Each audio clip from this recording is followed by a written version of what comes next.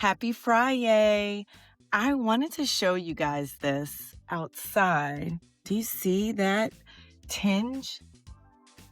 That's actually the smoke from the Canadian fires. And I was outside in this yesterday because even though I heard it on the news, 2 plus 2 was not equaling 4 at the time.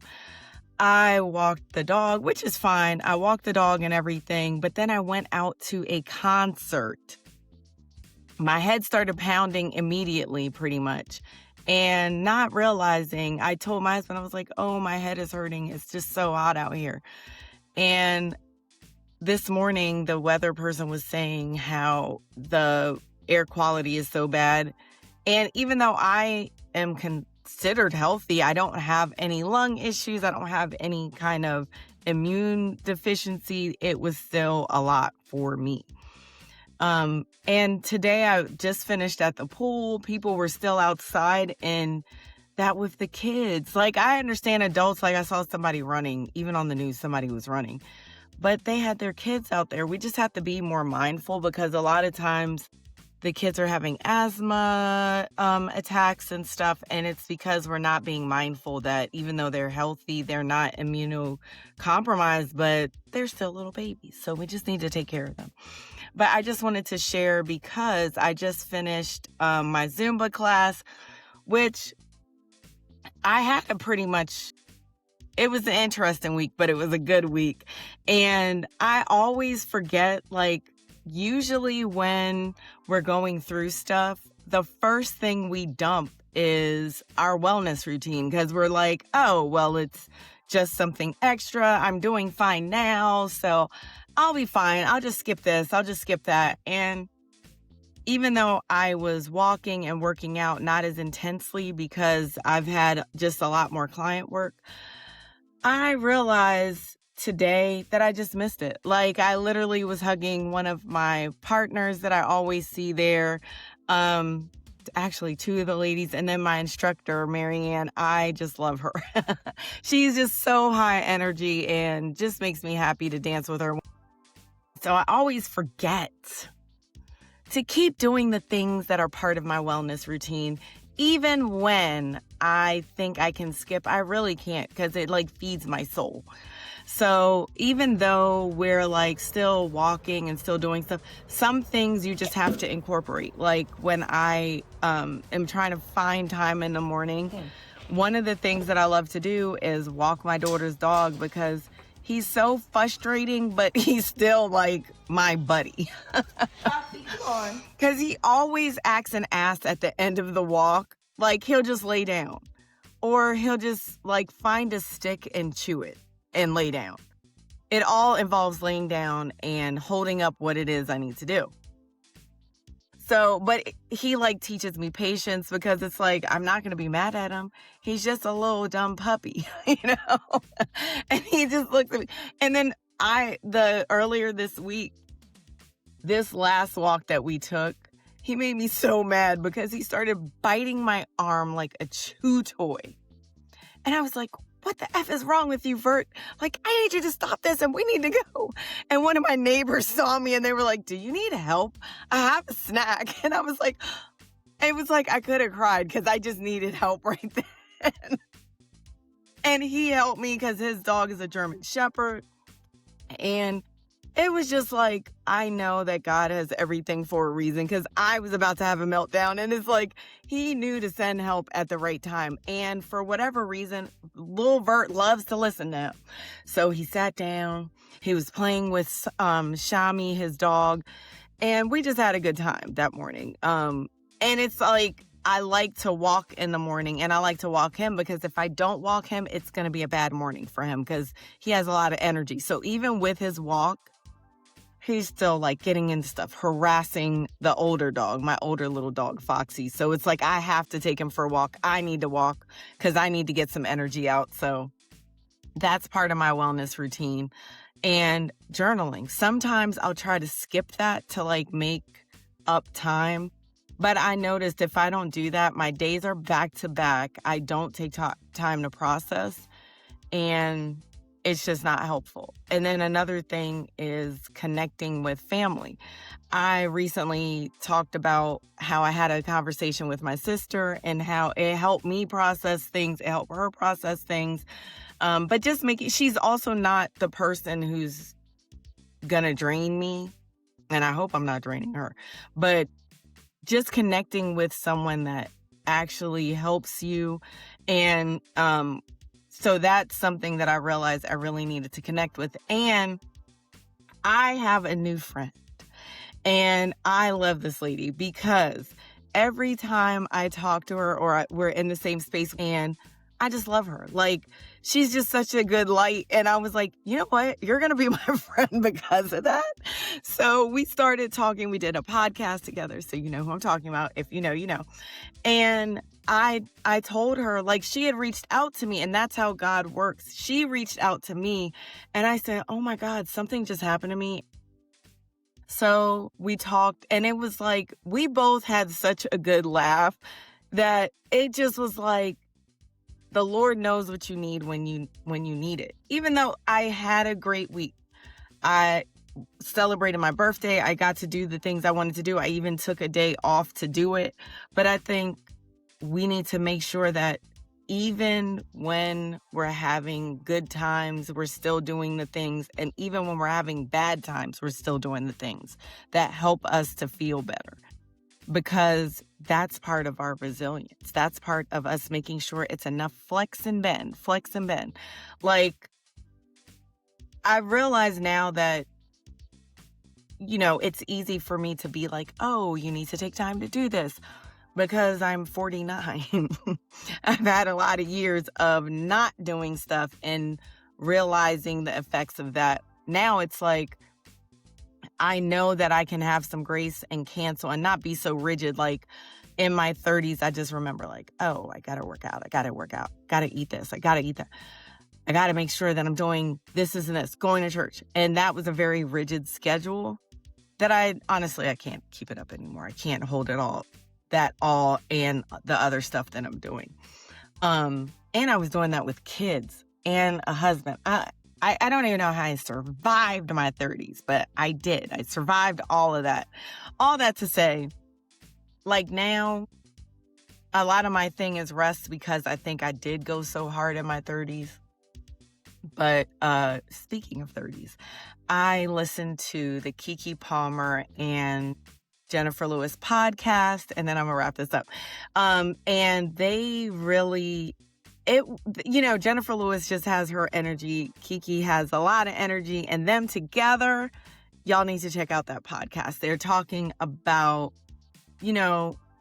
really making sure you live every moment and what you pour into, how you pour into people, places, things, and just doing what you can to make your world the best that you can, but also that you can't save the world.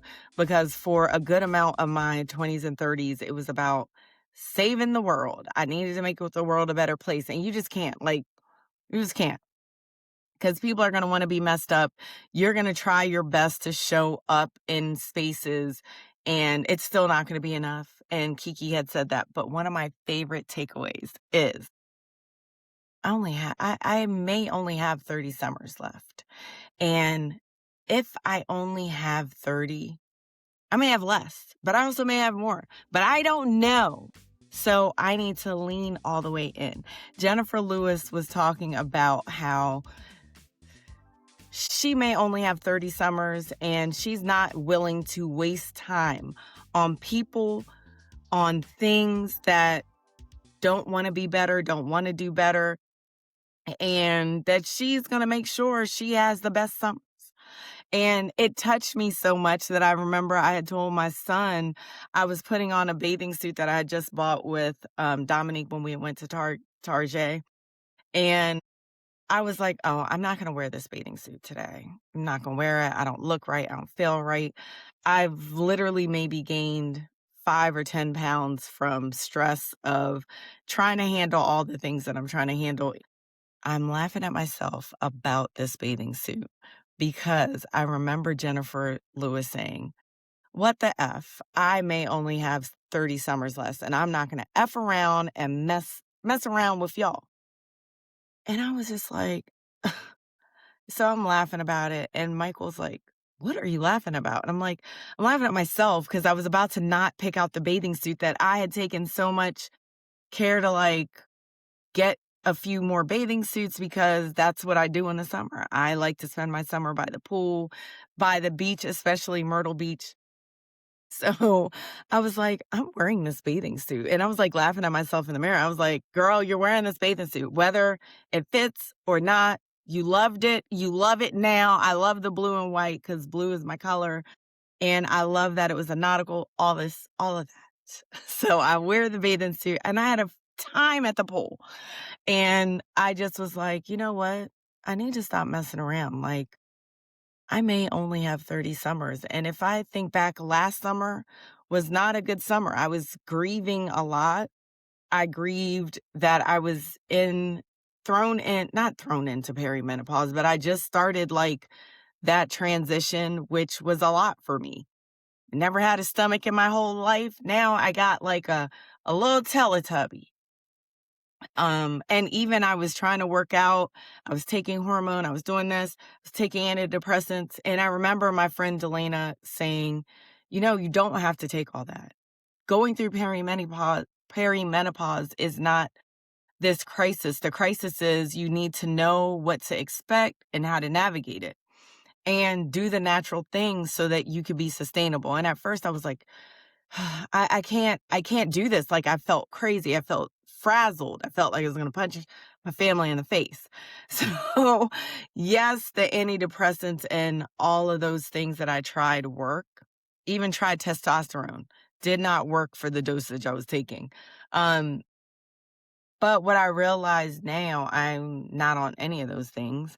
And yes, there's highs and lows, but it's more sustainable. And it's like, it is what it is. I am a little bit more bitchy now. I do complain more now because it is what it is. And I don't even have the energy to, I guess, apologize for how I am. Cause even sometimes in my journal, I'll be like, why are you like this? Well, it's perimenopause, but also you can only stuff something for so long before it just comes out other places. And my friend and I were even talking that I'm stuffing it in my belly and in my butt right now because it's just at max capacity. But, and that's okay. Cause even today I was in my Zumba class and I just remembered that, you know, yes, I'm hippie, but I have 4 kids. I had to have them hips. That's what helped me. That's what helped me get through and survive. To have healthy kids, I was healthy and we made it through. So 30 summers left. What do you think about that as a concept? If you spent your days like I love summer. So if you love spring, if you only had 30 springs left, if you only had 30 summers left, if you love fall, if you only had 30 falls left, if you only had 30 winters left, how would you want them to be? You wouldn't want to keep like saying the next summer, the next summer, the next summer, I'm going to do this, I'm going to travel here. So one of the things that I said I wanted to do, I want to spend time with my son in the summer because where he is already dreary. He's in Seattle. I am going to visit him in the winter as well, but I definitely wanted to do it in the summer because it's warmer. Maybe we can go on a lake, a hike. Um, so yeah, at the drop of a hat, just went, looked for random times in Seattle, the lowest fare, and booked it for my husband and I. Because I don't want to waste another summer, another year of being like, oh, I'll visit Tony, I'll do this, I'll do that. Um, One of the other things I wanted to do this summer is go to Canada to Niagara Falls. So we're gonna end up trying to do that. And then the rest of my time is gonna be at my beach house. I plan to be set up there. Hopefully I can spend a month there. That's a hope. But I know I'm not gonna be able to do that. But I want to spend my time in my summer house, find a new summer house, and I know I'm not gonna be able to do at the end of the summer. Be able to find a new beach house so that in a couple years we can transition to move down there.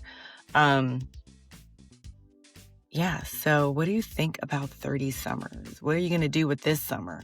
Last summer I did grieve my 30-year-old body, I think, because I was just so sad that I was started perimenopause, menopause, and everything's different. I look different.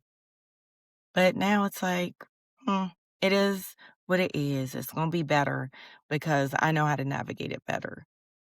And I'm getting rid of the things that don't make me feel better, and I'm learning how to navigate that better. So 30 summers, I'm excited about it. Let me know what you think, and I'm gonna link the podcast so you can see it. Bye.